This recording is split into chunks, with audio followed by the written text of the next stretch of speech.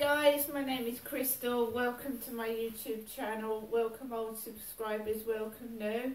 The sun is out, it's shining. What a lovely Easter weekend. Alexa, what's the time please? The time is 9:16 a.m. Alexa, good morning. Good morning. The Easter Bunny has been hopping around. To find them, just ask me, where's the Easter Bunny? Alexa, where's the Easter Bunny? One of the Easter Bunny's favourite places to hide is under the bed. Go and take a look in case they're there.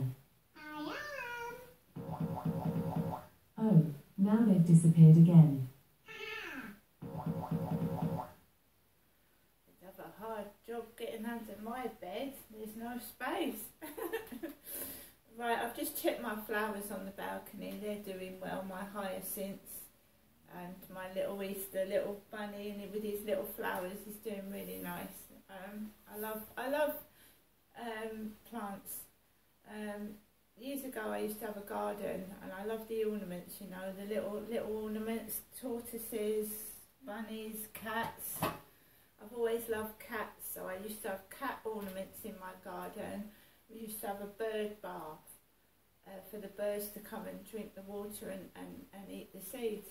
Unfortunately, with a balcony, you're very limited to what you can do. I'm very grateful because some people haven't got any form of garden space at all. So my balcony, I've got a table where I put my plants on and I try and spruce the place up a bit and brighten it up with a bunch of flowers now and then. So I'm grateful that the co-op does flowers on certain occasions, like Easter, they do little baskets, Christmas and that. So even you can now get boxes where you can stick them out your window. If you haven't got a garden, you can get a box with like hangers that you can stick out the window, stick on the window I mean, and you can plant flowers. So it doesn't matter how little space you've got, you can get indoor plants. And fake flowers can brighten the place. So I've got fake flowers. I've got them on my table, a fake rose and some fake flowers. They're bright. They make the place bright, don't they? They cheer you up a bit rather than... What's been going on is that every weekend, right, the guy upstairs usually brings his kids round. And it's Easter. It's Easter, isn't it? It's Easter. And kids are kids and kids play. Max. Max, come on, stop annoying the cat.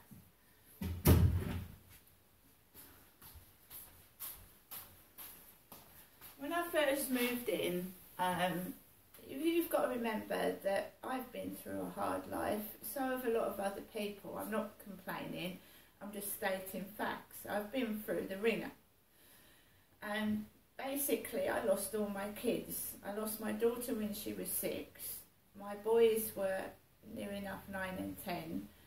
And my other child was taken off me when he was 2.5. Now, don't get me wrong, I was supposed to have 50-50 access of my kids, but I was homeless. I didn't have a home.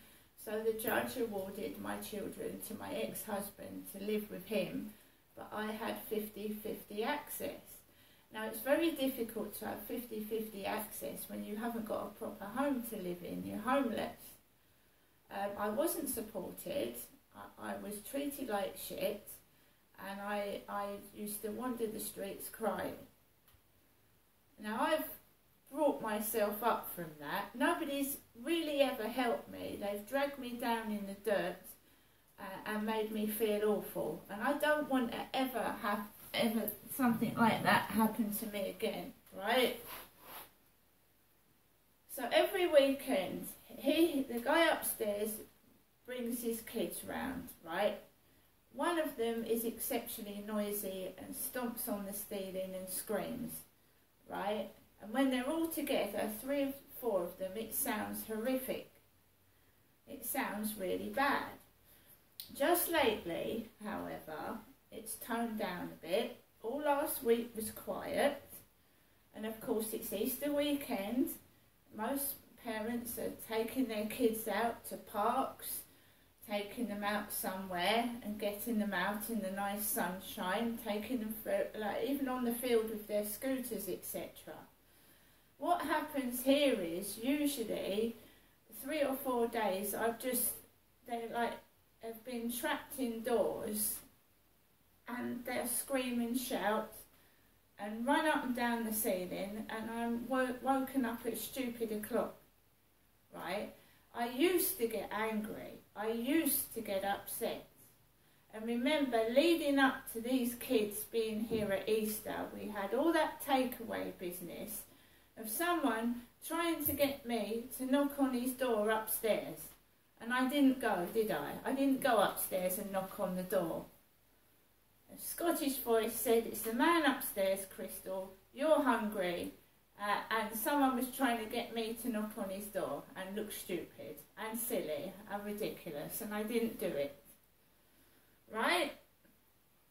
This morning hasn't been so bad. It was 7:30 when I heard a child running up and down the ceiling. That's natural. Kids get up early. You don't expect them to be like adults. They're not. They don't understand.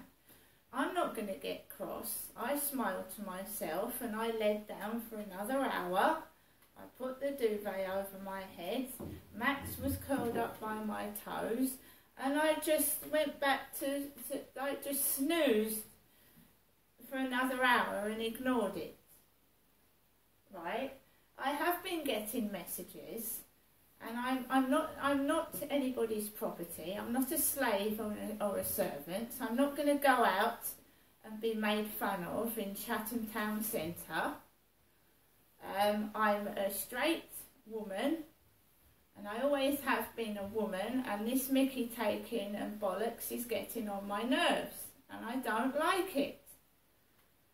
And shopping should be a pleasurable experience. You shouldn't be harassed and taking the piss out of it in shops. Yes, I go to Primark. I buy women's clothes because I'm a woman. You know, I've got a woman's breasts. I buy bras and women's knickers and dresses because I'm a woman. The only thing I can think of that if someone has stolen my identity and is making, and they're a man, I haven't got a clue what the fuck is going on. This is why I'm reporting everything to the police, because I'm getting harassed in women's clothing shops. I mean, I'm getting women laughing at me. Women. I am not against anybody's religion. I'm not against anybody's colour. I'm neutral. I will speak to anybody. But I'm just stating facts.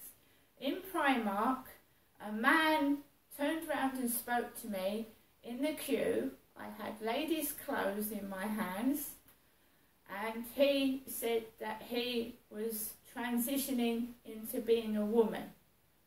Right? I don't know whether it was staged, whether it was genuine, but after I spoke to that gentleman, I was laughed at outside Primark and down the high street, and it felt awful. It felt nasty and awful, and I wanted to go home, but I didn't. I remained cool, calm and collected. I carried on purchasing things, and I went into the bank because I needed to check my statements. But what is going on is hateful, spiteful, and the police need to find out who's doing it, because it's cruel and nasty. So, we're going back to when I was in Gloucestershire. A woman put in a woman's refuge. You don't put men in women's refuges. Not back in 2006 you didn't. There was none of this, like, what's going on now, you know. 2 men having babies together. Transgender wasn't as prolific as it is now. It wasn't. And you would not put a man in a women's refuge, would you? Back then in 2004, 5 and 6. I was in a women's refuge for 6 months.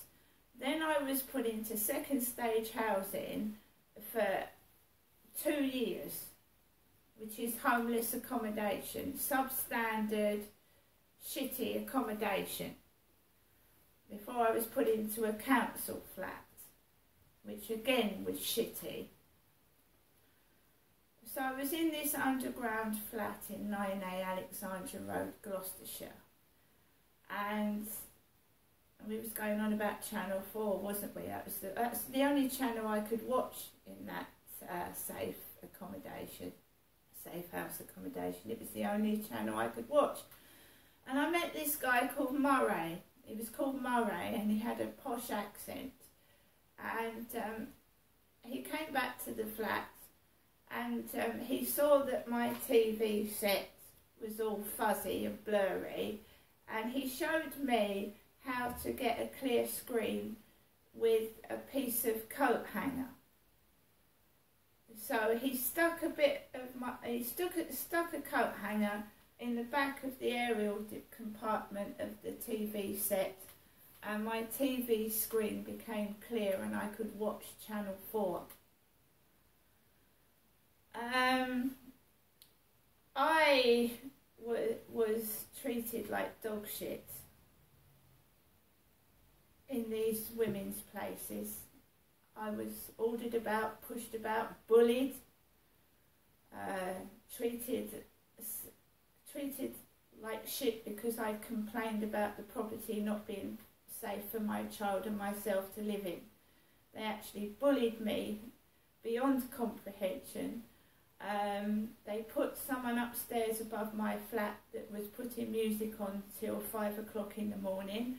Me and my baby were kept awake at all hours, and I didn't know what to do with myself. I used to run around and screech and cry and bang the wall.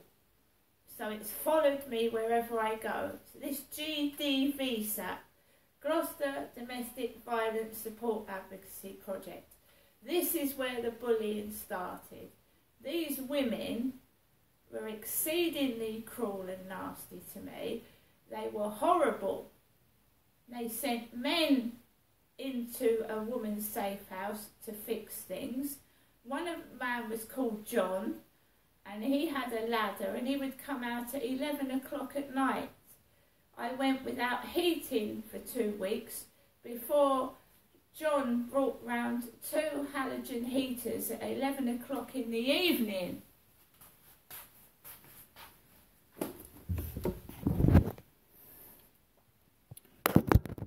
So these people, these women that acted like little Hitlers, know that whenever I see a halogen heater, it reminds me of being stuck in a basement flat, and Stanley Road as well, that horrible crooked house with the dirty carpet. And the house was built on a slant, and I used to wake up in the morning with giant headaches because the bed used to shift. In the end, I had to put yellow pages under the bed legs to prop the bed up because the house was slanted. It wasn't right.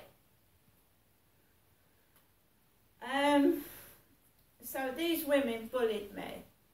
They called me Jenny and they bullied me to fuck. My name isn't Jenny. My mum's rung up this morning, Genestra. Because that's it. Starts happening again, don't it? There's a very nice coloured woman. You know, I've been wearing a black hat, haven't I? I, Crystal, have been wearing a black hat in my videos.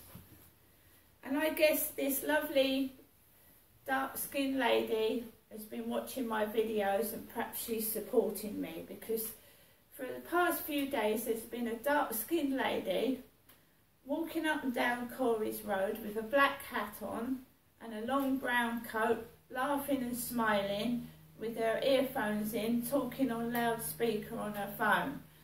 She was wandering out, just down from the co-op the other day when I was coming out of the co-op. I feel I'm being bullied, harassed, humiliated for some unknown reason. I've done nothing wrong. I think if I went back I would still do the things I did because I'm brave. When you make a call to the police and you think your children are in danger, then I did the right thing. And I wouldn't change a thing that I did. Even what I've been through, I've nearly lost my life more than once. I've been crying, wandering the streets of Gloucestershire, hungry, starving and lonely. And I've been forced out of my home 4 times. The landlord locked me out of my flat and stole all my belongings. My wedding ring, my engagement ring, my kids' toys. This shit that's going on now, this noise every weekend, is just an extension from what happened in Gloucestershire. It's just being carried on because somebody's afraid of the truth coming out, right? And I'm an innocent party, and I maintain that fact all the way through. No one should suffer and be made to suffer, to hide the truth. And I will carry on talking and getting the truth out.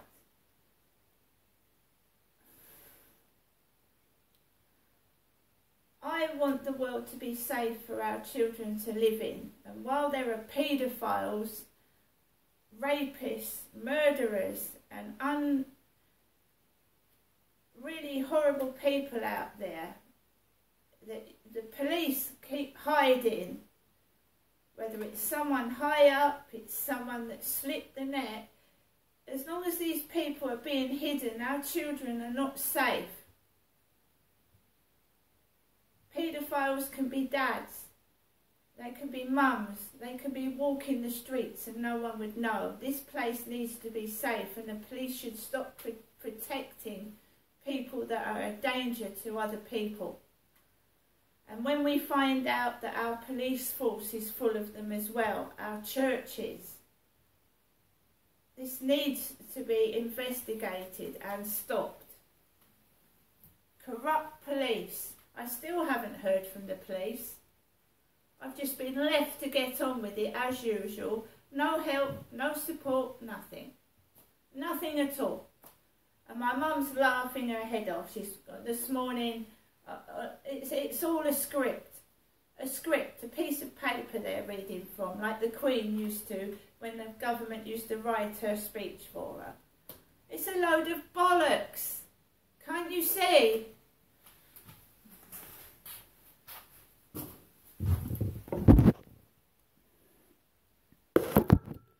They think they can pull the wool over my eyes. It's a script they're all reading from, like EastEnders and Coronation Street. Why haven't the police done anything? They've got evidence. Right? I said, that person said I was going to end up with no arms and legs. They've done fuck all. Out comes someone out of a Costa in a wheelchair, like out of an Eminem video. You know, when Eminem first started and all those dwarfs were in his videos, he had dwarf women and shit, didn't he? That's what it feels like every day of my fucking life. That's what it feels like. Fucking circus. You walk out there, it's like a circus. And you're a part of the act, you know? I mean, that time I walked home in the freezing cold on that ice, they might as well have pelted shit at me. I felt awful. Fucking awful. Object of fucking humiliation every day of my life. Because I had the bravery to stand up and try and save my kids. See you later.